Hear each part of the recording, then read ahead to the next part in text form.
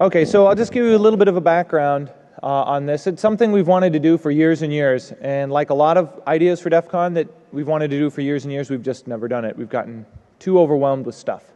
And so Russ came along and said, hey, you know, we should do an award ceremony. I said, yeah, that's a great idea, but we've been wanting to do that for years. But it always gets, you know, lost in the weeds. And Russ stepped up and said, hey, I'll do it. And so this has largely been all the work of Russ, and I want to give him a lot of props and a lot of recognition for stepping up and doing something that we've been meaning to do for a long time, and Russ made it happen. So the idea behind it is we don't want to be like the Pony Awards. Pony Awards are awesome, and they're really funny. But, you know, it took the Pony Awards 2 or 3 years to get going, and the same thing's going to happen here. You know, this year was more about let's get this done, let's see the community reaction, and really grow it. So next year, DEF CON 20th anniversary, we'll have this planned and going months and months in advance. We've already figured out all the ways people are cheating us and trying to vote stuff and, you know, spoof IPs and do everything to get their favorite thing recognized. So what we've done is we've taken, the winners are going to get these lucite or epoxy encased badges. And next year, what we'll do is each year they'll get that year's badge embedded in it. And you notice that we don't have all the awards up here because we don't think some of the losers are going to want to pick up their badges. So Russ is going to talk to you through the process, what we did, who the nominations are. We're going to ask the audience for your feedback on stuff. Would you have voted sort of the same way as we did? And then tell you our plans for next year. So thanks for coming. I know this is a first-year effort, and I'm really glad you guys are here at the beginning of it. So let me pass it off to Russ. All right, we're going to see how this works here.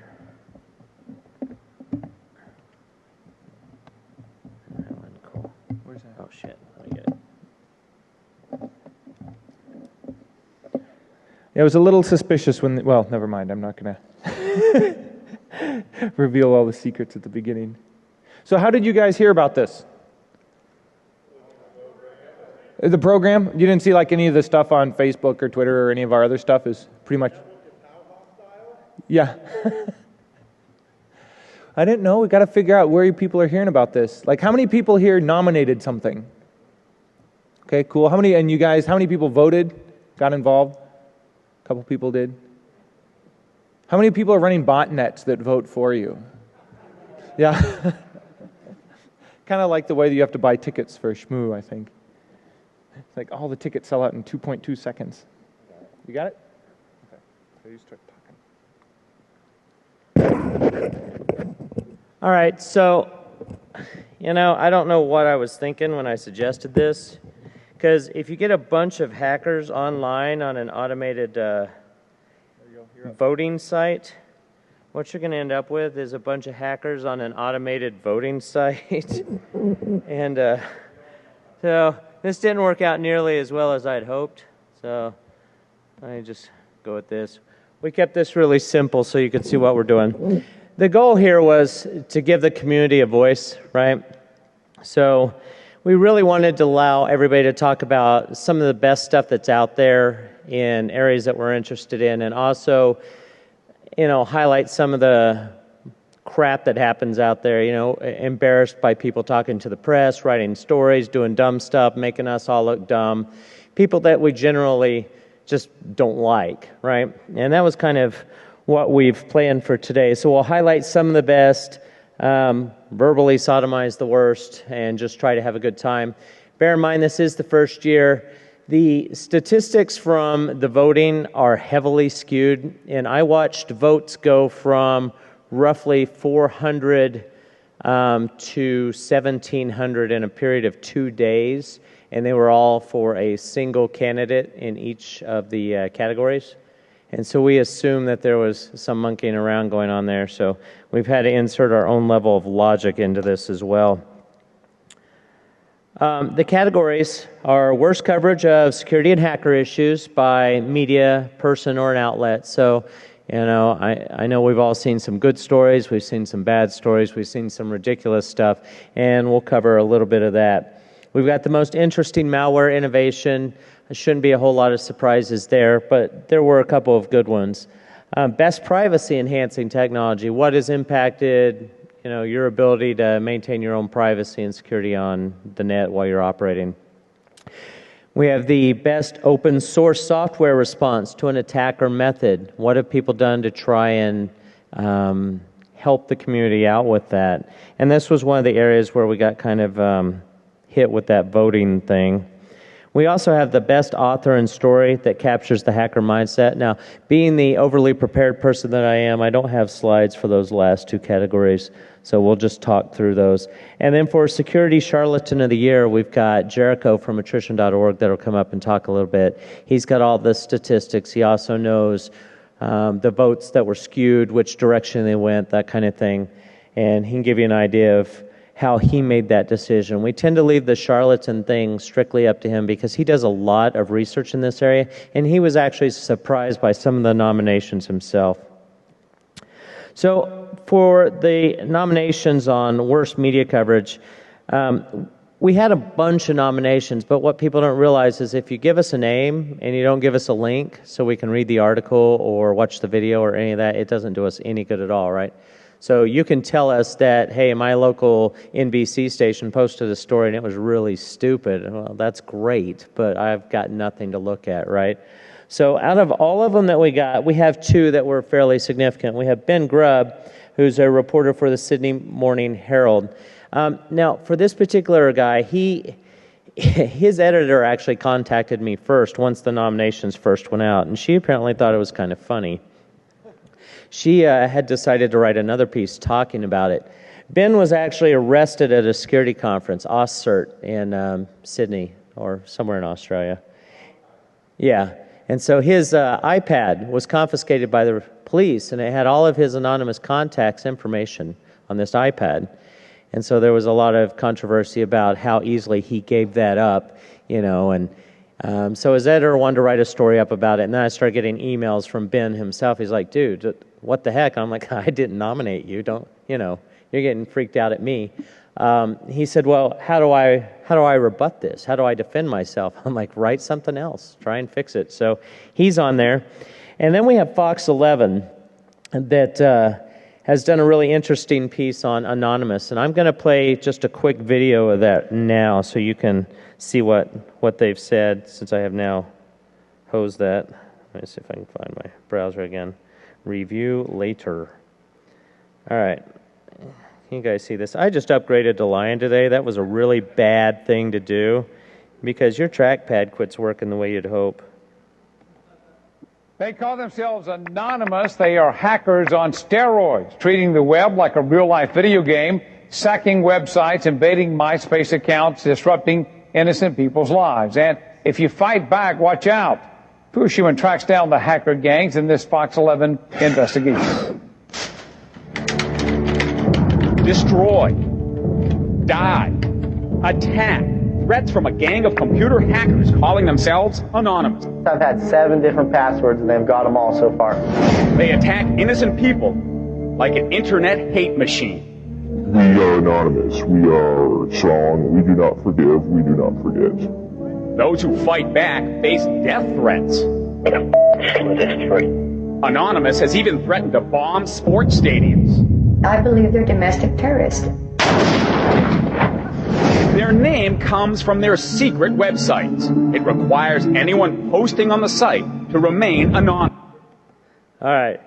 So, just in case any of you were confused, we are really, really bad people, and Anonymous leads us in this war. So it was actually fairly easy to pick the winner of that. That was a horrible story. So if there's anybody from Fox 11 that would like to come claim your award, no one. All right. Do I? Yeah, they're in LA. Yeah, they're in LA. Yeah. So, huh? Can you have their award? She just elbowed the shit out of him for something he was getting ready to say.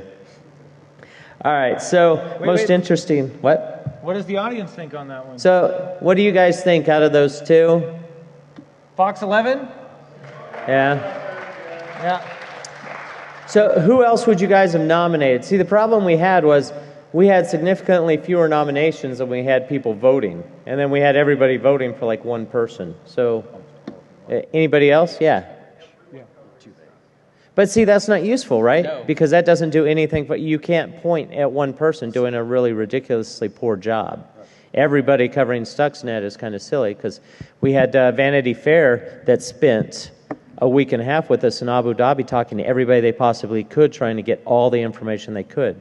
And it was a good article. It was actually very educated. Yeah, real quick, you can't even say that because Kim Zetter wrote an awesome article on Stuxnet. You know, it was like 10 pages, dissected it, gave the whole history. And you're not even listening, are you? Who said Stuxnet? Okay. Kim Zetter's article was outstanding on that. So you can't just blanket coverage it. One of the nominations was like everything WikiLeaks. Well, again, a lot of the coverage was really horrible. Some of it was good. So that's why we need specific names of a journalist, maybe even, you know, the entire outfit or a link to an article or something.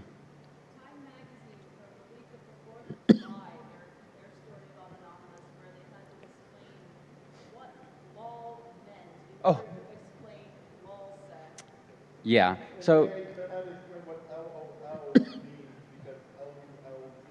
again, but consider the source. You know, who are they writing to? They're writing to a bunch of people that have never seen that. And yeah, if they start throwing in this jargon, it becomes very difficult for the reader to follow. So that's kind of a necessary evil. You know, maybe they went too far with it. Maybe they explained it horribly. Then it would fall in that category.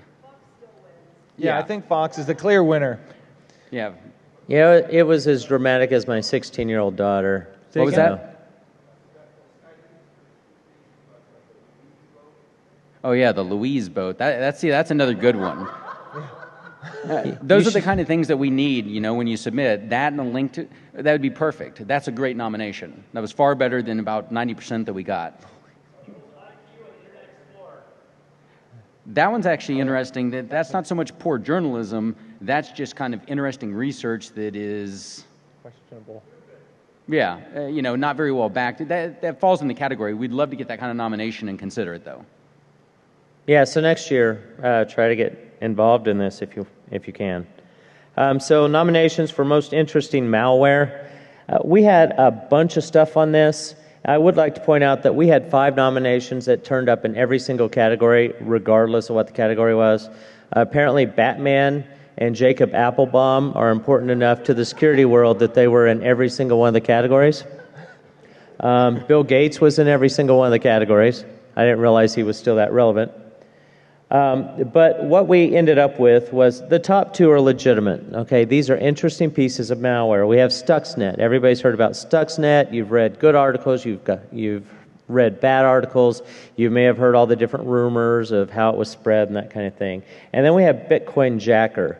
It's everybody knows what Bitcoin is, right? We're trying to create some kind of digital currency, and somebody wrote a Ruby script where you could basically screw up the entire economy with this.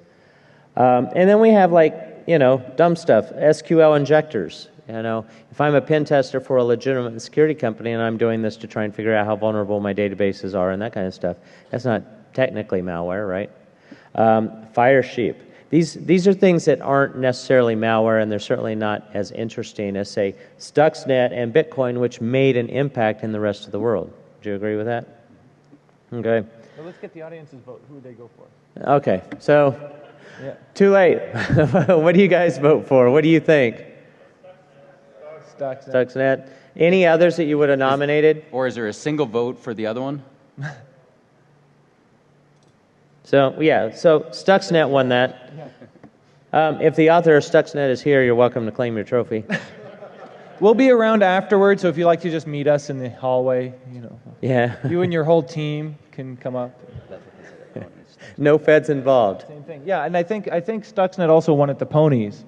Yeah. Because no other malware has gotten such international coverage from the top level political all the way down to the trenches with the technical guys. I mean, it was... Yeah, it scared the shit out of everyone. Yeah. Yeah. And the authors were shy at the ponies and didn't show up there either. Yeah. Maybe they're just waiting. You know, they wanted to make sure they had clean sweeps. They wanted a Clean sweep, yeah. Yeah. All right, so best privacy technology. Again, we had some stuff on here that was technology and stuff that was not. ACLU lawsuits, not technology. All right, I put it on there because it's interesting. Anyone ever use the two-tone plugin for Tor? It's a Tor plugin to make it easier to use. All right, so So according to the votes, I think about 99% of you should have known about this tool. yeah, How strange. this is one of those that was obviously slanted towards one particular category. And then we have Tor. Everybody knows what Tor is? Yep. Okay, most of you know what Tor is. There's some very deadly silence. So you're either dead or you're sleeping. Yeah, exactly. We have Moxie's Whisper Systems. He's done some really good work. We have datalossdb.org, which Brian's actually involved in.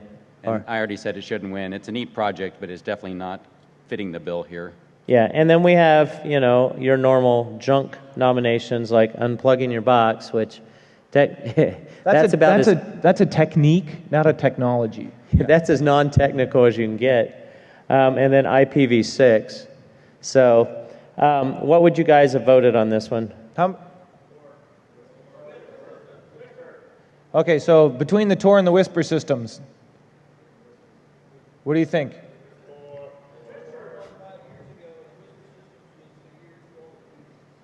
Yeah, so why don't you reveal what we're reveal who wins? Next year, we're going to call this also Best New Technology. Yeah, so Whisper Systems wins for a number of reasons. Tor has been out for a number of years, and they're doing really, really good work.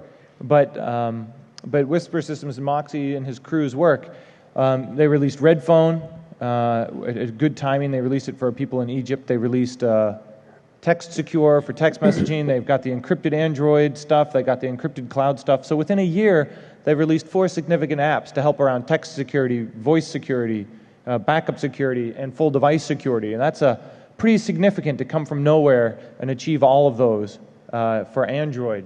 And really, honestly, I wouldn't be using my Android unless I was using Moxie's stuff. So, Right. So I think they deserve a lot of credit and recognition for really changing the landscape, all in just 1 year. Would you guys agree? Yeah, good. So hopefully Moxie's not speaking right now. He is?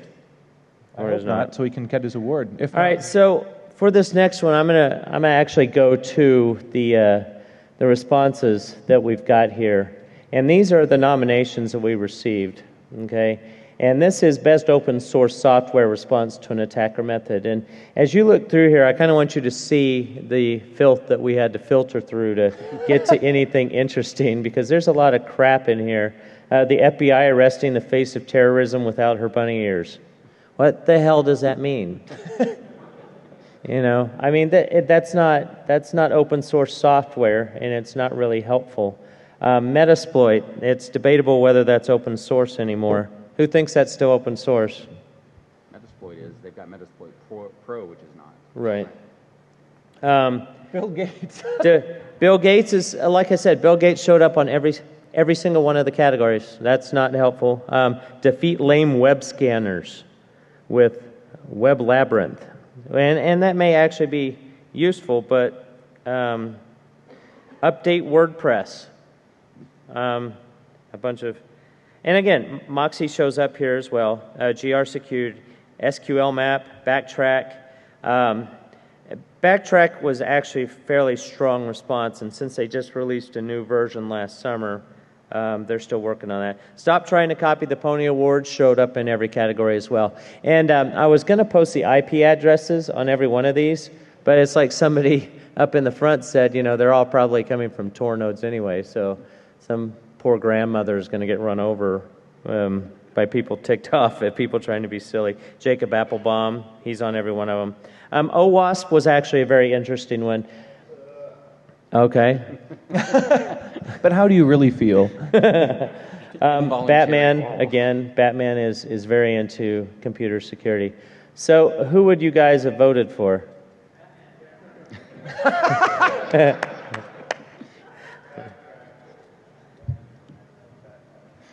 Jeff? Yeah, I think. Who do you think? I think Backtrack. Yeah. Backtrack actually gets this one. Out of all the nominations we got, that was actually the one that stood out and made a difference. Well, and they've been good for a number of years. Yeah. It's a mature product. They're actually very, very dedicated to it. they're walking around here. I think they're speakers here as well, right? Yeah. Chris and his groups? Yeah, Chris, yeah. So, very, very good guys. And then the last one, best author and story. Now, before I show you what all the responses are, I do want to mention we got 2 or 3 really, really good nominations here, and I was actually excited to see those. And then we got a whole bunch that are kind of crap. Somebody nominated a 18th century British novelist or something, some woman, or maybe it was 19th century, that wrote romances or something. And I actually had to look the name up. And I'm like, okay, so probably not representing the hacker mindset. But there were multiple of those kinds of things. So let me show you what we've got here, and you guys can let me know what you think. There has been a problem communicating, and I am not getting on this network. Fucking hackers. Yeah, I know. Okay, hang on. It's a Mac. It should just work, right? Yeah. Unplugging so you can't see who I connect to. And turn Donkey porn. Okay, he's connecting to me. I know one of the authors was Bill Breen, a techno weenie. He actually runs all the registration for DEFCON. So in his spare time of not handing you guys badges, he actually did write Down to the Wire. A book Down called to the, Across the Wire. Down to the Wire. Down the Wire. Yeah. And it's actually really, really good. And I was kind of hoping it would win myself, but there we go. We'll plug back in and try this again. And get my mouse back. You are not connected to the internet. That's how I work. Don't record that token, because that's probably your authentication token right there. There we go. Camera flashes. All right, best author. Show responses. There we go. Lulsec showed up on this. How is Lulsec an author? God, freaking lying. All right. So, Jason Street. And he has some books. Yeah, he's got a book. It's a legitimate. Stop laughing. He didn't write it. It wasn't me. Space Rogue for Hacker News Network. I think that's actually legitimate as well. He still writes a lot of that stuff, right? Mm-hmm. Ars Technica, Peter Bright. He actually wrote on Anonymous attacking H.P. Gary. But that's more of a news story. That's not capturing really the mind. Yeah, it's not really capturing the hacker mindset unless you're anonymous. Yeah.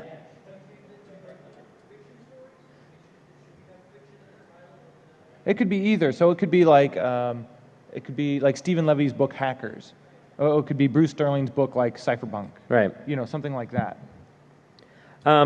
We had a lot of votes for Mark Rusnofovich, Zero Day. Yeah. And that was actually a legitimate nomination. We also had Bill Gates on here. Down the Wire by William Breen. If you haven't read that one, I would check that one out. It's actually really good, and it's not that expensive either. Is that a good article? Patrick Gray? I got to figure. Yeah, Patrick Gray for his coverage of Lulsec. Honestly, I got a little bit tired of the Lulsec and anonymous stuff in the nominations. I think it's a little bit overdone. Patrick's great. His piece is very different. Is it? Is it good? He stands out and basically says a lot of what people are thinking. Okay. And Kevin Polson, who does a lot of technology writing as well. I haven't read any of his stuff recently, so. Well, that's another one where you would need to specify author and work because, Kevin writes all kinds of articles and books. So, Kevin Polson's new book is outstanding, and so that one would definitely be up here. Yeah. But, maybe just a mundane article on something else wouldn't. Okay. So, Brian, Jeff, what do you guys think? I'm either going for the. I'm guessing I would either go for the Mark Rusanovich's. Or I would go for what was up further. The I can't remember his name. The person you were mentioning. Patrick Gray. Yeah, Patrick Gray. Oh, Patrick Gray. Extensive right. article. So, what about you guys? Rusanovich. Polson as a total contribution. Polson's total body of work. You're thinking. Kingpin. The new book, Kingpin? Kevin Polson's book, Kingpin, you mean? Kingpin, yeah. Yeah, Okay. Kingpin, I would say it's between those two. You know, I even like the Fatal System Error by Joseph Menn was really good, but that was also more like an investigative piece that tracked the cat and mouse, and it was less about the mindset, and it was more about, you know, the sort of police procedural of chasing down the bad guys. All right. So 0 Day or Kingpin? Let's see, hands, show of hands. 0 Day? Kingpin? Yeah, That's it close. looks like it's kind of pretty close. Do what? I think it's pretty close. Kingpin, I think, is edging them out. Okay. All right. Yeah. So we'll give that to Kingpin. And I haven't seen Kevin this year at all. No, I don't think he's here. Yeah. So we'll have to mail him his. Or give it to Zach. All right. And Yeah, so Kim, we'll give it to Kim. for the last one, and this is actually the most important category in my opinion, we have a lot of people that go out there and they call themselves security experts, and this actually kind of goes back to the worst media coverage as well, because you see a lot of these people on CNN and Fox News, and they'll hire anybody as long as there's a marketing guy that tells you they're an expert in the security field. And I'm going to let Brian talk a little bit more about it, but there is a difference between somebody that is unethical and makes poor decisions versus somebody that actually doesn't know what the hell they're talking about. So, Right. And you've been doing this for a long time. Yeah, actually one of the very first charlatans we put up was Gregory Evans in 2002. So while most people think, hey, it's a recent thing, the last year or two, no, it actually goes back. And ironically enough, in the past week, we got evidence. Well, we have not what we can publish on, but we have the initial evidence that says even his real crappy high-tech memoirs of a high-tech hustler was written by an employee, that he didn't even write that. So yeah, it's just an ongoing saga. But as Russ said, one of the distinctions is with the charlatan, you know, you have to kind of think of snake oil. It's the guy pitching something that doesn't really know what he's doing. He's not an expert, and obviously he, she, whatever. Where one of the most common nominations for this was like Aaron Barr. Well, I was on a panel regarding that earlier. Aaron Barr, he may be an asshole, he may be unethical, he may be money-driven, but it doesn't mean he was charlatan. If you actually read through his stuff, a lot of what he was proposing is being done by other companies, and they are doing it very successfully, and they are making a shit ton of money off of it. So you can't call him a charlatan for that. You call him a jerk or whatever else, you know. It's almost like a confidence game, right? They're misrepresenting themselves to be something they aren't. Right. So as an example, because this one's well known, Gregory Evans, he goes in and says, hey, I'm an expert. And one of the first things he quotes is, you know, I was arrested for hacking and I served 2 years for hacking. Well, as the details show, no, he never hacked anything. All he would do is call up, and it wasn't even social engineering by the definition today. He would basically steal a phone line and resell it for profit. And he wasn't the one that even secured the phone numbers. So yeah, there's a difference between, you know, a charlatan and a dick. Or he's both, you know. Or criminal. Some of the other nominations we got, Ankit Fadia, one of the Indian whiz kids, which is a growing phenomenon. In the last year, I think we added 3 more to the charlatan page. From India? Yeah, all India. It's a growing thing. It's like Ankit Fadia started when he was 14. Well, next one, started when he was 13. Gifted a computer when he was 12. It's like every goddamn year, someone a little younger comes up. And one of them was, I think his name is Sahil Khan. So he decided, I'm going to write a couple books, and it was full of plagiarism. And I forgot, I think I actually mailed him and said, you know, what the hell are you doing? So he may have mailed me. Anyway, we got to chatting, and I said, you know, this is plagiarism. And he says, well, when are you going to remove this page? And I didn't even miss a beat. I said, never. You know, it's going to stay up. It's a permanent mark on your record, you know. So he says, well, you know, I basically want to become a lawyer. I was like, good luck with that, you know. You know, when you go into law school, try not to plagiarize. Either way, we had a great conversation. In the end, he learned his lesson. He said, you know, he's never going to plagiarize again. So it's a great thing, you know, that sure, he screwed up, but he learned from his mistake. Some of the others don't even contact you or... Right. You know, for the most part, they don't. And here's a great one, like going back to Evans. Evans doesn't understand that my real name, Brian, and Jericho, I'm the same guy, even though it was in an article last week by Pennenberg. He also thinks that one of those two names is Randy Morris, an ex-employee of his, and he still can't make the distinction that any of this is involved with attrition. So when he filed a court case that was involving us, he filed us as a John Doe.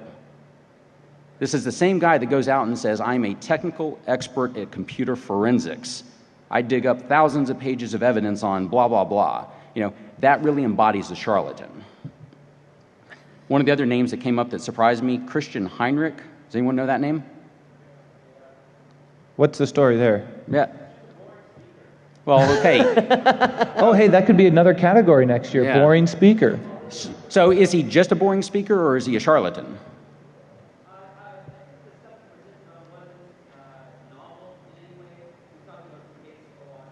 Okay. Was any of it wrong, or did he flat out say, ooh, look at this basic stuff, it's brand new and revolutionary? Okay, anyway, his name came up way too many times, so he's now going on my to-do list. You don't want to be on his to-do list. No. Yeah, we had Greg Hoagland from HB Gary. Again, he might be an asshole. Yeah, he definitely is an asshole. He's the one that threatened a legal injunction against Aaron Barr for speaking on the panel earlier. Fucker. HB Gary, same thing. Applebaum. Legat Security, I guess. Yeah, Legat, same thing. A few others. Sony, RSA. Again, there's Pony Awards, Julian TSA. Yeah, Julian on there. Oh, one other one, like HT Bridge. That's another recent addition. And that one's kind of interesting. HT Bridge, they're a company out of Switzerland, and they got some really stupid shit on their webpage. One of them is, hey, you can trust us because we are Swiss, which means we're vendor neutral. Wow, okay. So it starts out like that, and then the actual errata is that they publish these security advisories that if any of you kind of close your eyes, drink a bottle of vodka and puke, it's about the same quality. Real light on technical details, all kinds of mistakes in them. I posted their page, and one of their leaders emails me and says, oh, I am completely surprised at your article. I was like, you're surprised despite me tweeting to you 3 times directly that I was publishing this 2 weeks in advance? Or, and I counted them up, it was like 18 replies over 9 months on bug track that you ignored. How did you really miss that I was onto this, So anyway, he mailed me, it was long, whatever. I made a couple corrections on my errata. I was like, okay, I'll give you that one. That might be a vulnerability. I mailed him back. He mailed again. I haven't read it. I was just like, at some point, I don't know. Call me selfish, but dealing with that kind of bullshit, it really eats at your soul. So anyway, we have all those. That's another category, bullshit soul eater. Yeah.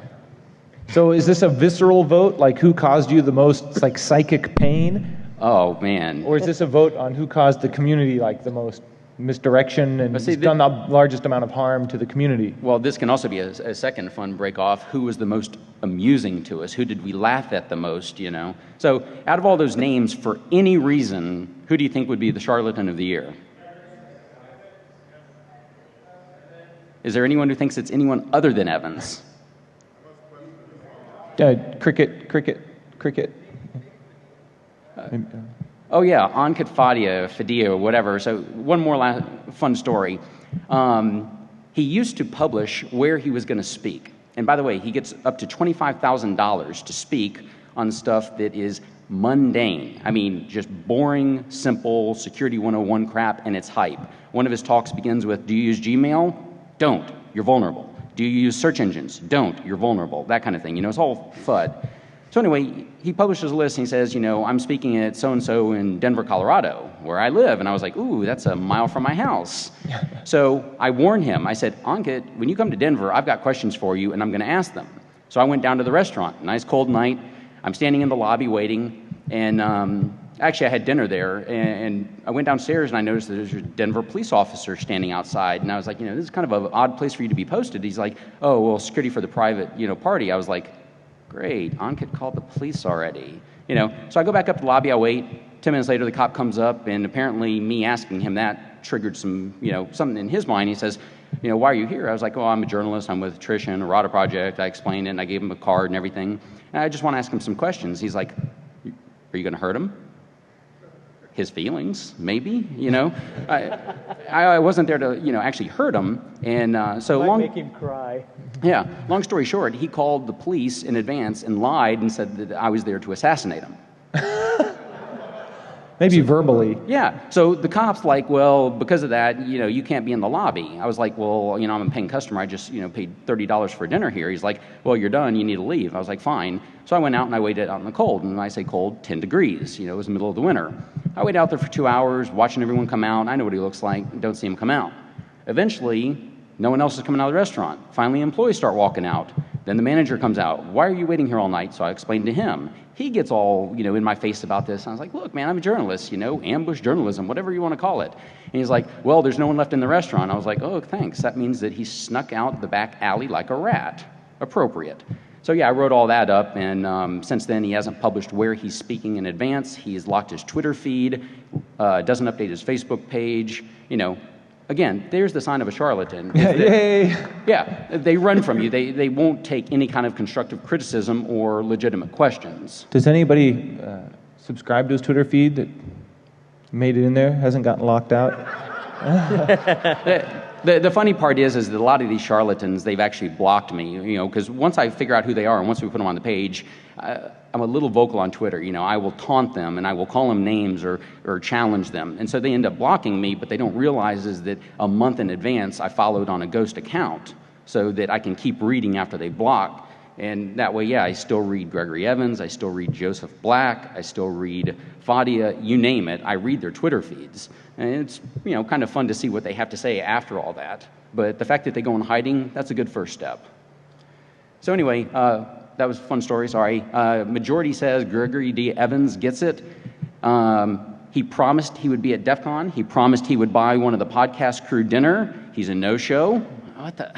Whoa. Don't get it. Shocker. Yeah. Long story short, he ended up flying to D.C. and conned Wall Street Journal into an article. Oh, brutal. Right. It took us freaking 2 months to get CNN to drop him as a speaker. So now I got to go start at the Wall Street Journal. One takeaway, please, if you see a charlatan, if you see someone suspicious like that, send me a mail.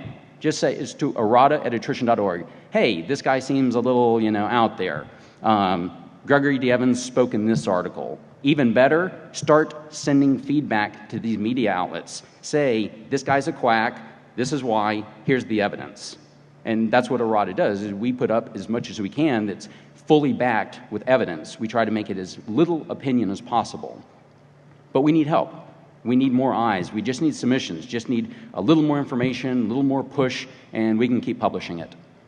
Yeah, if you want to see the current charlatans that he's watching and the up-and-coming charlatans that he's got on his watch list, you can actually see those at his website. Yeah, it's all it's online, and there is a third list that's the kind of to-do list. And as I said... You can help prioritize that list. Yes. So okay, so the winner. Gregory D. Evans by a landslide.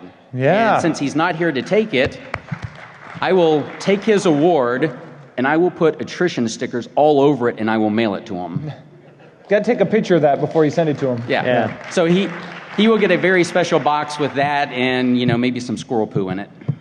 Oh. All right, so for next year, we're going to increase the number of categories. We're going to change the way we do the voting and the nominations. I think this is a good number of categories. Do you think, like, one more maybe? One or two more. Maybe. Yeah, maybe one or two. I don't want it to be too complicated.